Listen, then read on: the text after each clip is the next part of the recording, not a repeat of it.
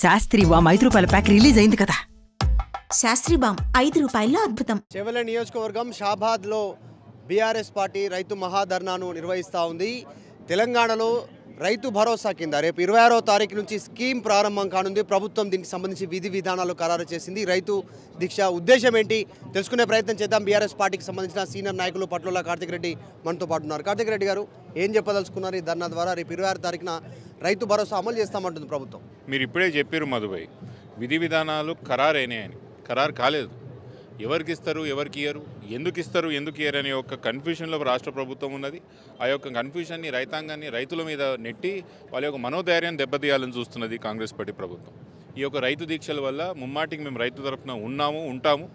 ఈ ప్రభుత్వం యొక్క వెన్ను వంచి రైతుల తరఫున కొట్లాడతామని తెలియజేయడం తప్ప ఇంకోటి కాదు. రైతు భరోసాకి సంబంధించి ఆమోదయోగ్యమైనటువంటి వ్యవసాయానికి అన్ని భూములకు రైతు భరోసా ఇస్తామనేటువంటిది స్టేట్మెంట్ చేస్తారు. 26వ తారీఖు రాజ్యాంగం ఏర్పడి 75 సంవత్సరాలు కంప్లీట్ అయింది. ఆ రోజు నుంచి అనేది ముఖ్యమంత్రి చెప్తా ఉన్నటువంటి సిచ్యువేషన్. బీఆర్ఎస్ ఇచ్చినట్టు ఈసారి కాంగ్రెస్ ఇవ్వదు, గుట్టలకు పొలాలకు పనికిరాని భూములకు రియల్ ఎస్టేట్ భూములకు ఇవ్వమనేటువంటి స్టేట్మెంట్ ముఖ్యమంత్రి.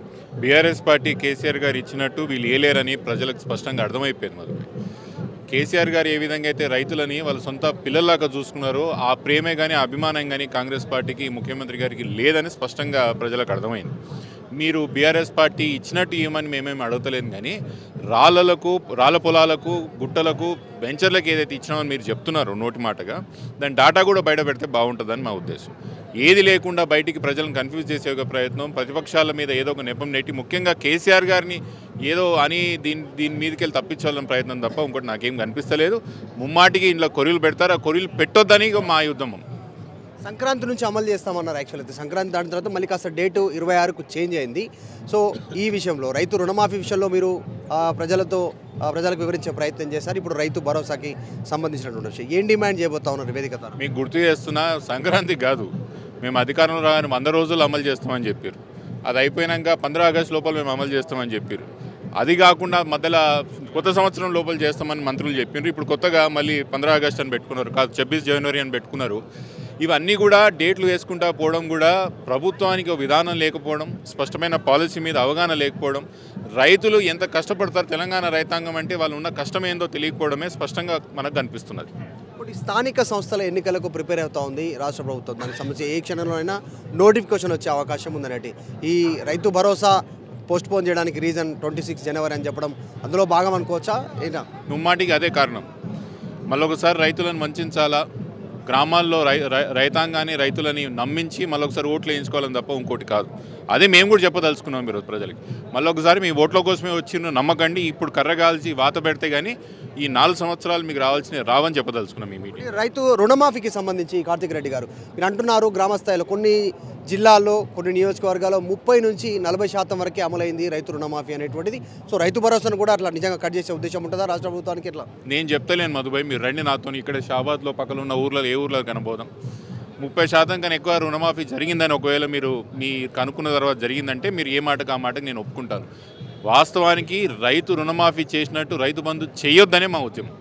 తెలంగాణ రైతాంగాన్ని స్థిరపరిచి తెలంగాణ రైతుకు ధైర్యం ఇచ్చి తెలంగాణ రైతుకు ఒక ఆయుధంగా మిగిలిన రైతు బంధు ఈ యొక్క పథకాన్ని ముక్కలు చెక్కలుగా చేసి మళ్ళొకసారి తెలంగాణ రైతాంగాన్ని ఆత్మహత్యలు ఊబిలో దింపొద్దని ఒక మా ఉద్యమం ఇదంతా కూడా. రైతు భరోసాకి సంబంధించినటువంటి అంశంలో జరిగినటువంటి చర్చ క్షేత్రస్థాయిలోకి వెళ్ళొద్దు, అందులో భాగంగానే కేటీఆర్ అరెస్ట్ని తెరపైకి తెచ్చారు. ఏసీబీ మళ్ళీ ఇప్పుడు ఈడీ వరుసగా దీనిపైన వస్తున్నటువంటి ఈ అంశాలపైన బీఆర్ఎస్ చెప్తా ఉంది. నిజంగా అందులో భాగంగానే ప్రభుత్వం చేస్తూ ఉంది అనుకోవచ్చా? అసలు ఇప్పటి వరకు రైతు భరోసా అమలే కానప్పుడు దాని మీద చర్చ ఎక్కడికి వెళ్ళి ఉంటుంది? ఇప్పటివరకు ఇస్తున్నది రైతు బందే, అది కూడా ఒకటే సీజన్ ఇచ్చిర్రు. 3 సీజన్లు ఇవ్వాల్సింది ఒకటే సీజన్ ఇచ్చిర్రు. ఇవన్నీ వైఫల్యాలను కప్పుపుచ్చుకోవడానికి, ఇవన్నీ వైఫల్యాన్ని ఎట్లా డైవర్ట్ చేయడానికి ఇగో ఈ వారంలో అరెస్ట్ చేస్తాం, ఆ వారంలో అరెస్ట్ చేస్తాం కేటీఆర్ గారిని ఈ వార్తలు నడుపుతున్నారు. నా ఉద్దేశంలో అయితే కేటీఆర్ గారిని అరెస్ట్ చేసే ఒక ధైర్యం ఈ ప్రభుత్వానికి లేదు. ఒకటి కేటీఆర్ గతంలో రేవంత్ రెడ్డి గారికి చాలా సన్నిహితంగా ఉన్నారు మీరు. రేవంత్ రెడ్డి ఎట్లా ఉంది పాలన, ఏం చెప్తారు షాబాద్ నుంచి? నేనేం సన్నిహితంగా లేను. రైట్, ఇది మొత్తానికి అంటే కావాలనే డైవర్ట్ చేసే ప్రయత్నం చేస్తూ ఉన్నారు వచ్చినటువంటి అంశాలని. సో ప్రస్తుతం ఈ వేదిక ద్వారా డిమాండ్ చేయబోతా ఉన్నాం, రైతు భరోసా పూర్తి స్థాయిలో అమలు చేయాలి క్షేత్రస్థాయిలో. ఎందుకంటే రైతు రుణమాఫీని 30 to 40% వరకే అమలు చేసే ప్రయత్నం చేశారు. సో ఇదైనా కనీసం పూర్తి స్థాయిలో ఇవ్వాలి అనేటువంటి డిమాండ్ చేస్తూ ఉన్నాం ఈ సభ ద్వారా అనేటువంటిది పట్ల కార్తిక్ రెడ్డి చెప్తా ఉన్నారు. వీడియో జర్నలిస్ట్ గణేష్తో మధు మల్కేడికర్, హైదరాబాద్. మరిన్ని వీడియోస్ కోసం ఛానల్ ని సబ్స్క్రైబ్ చేయండి. లేటెస్ట్ అప్డేట్స్ కోసం వాట్సాప్ ఛానల్ ని ఫాలో అవ్వండి. ఆ లింక్ డిస్క్రిప్షన్ లో ఉంది.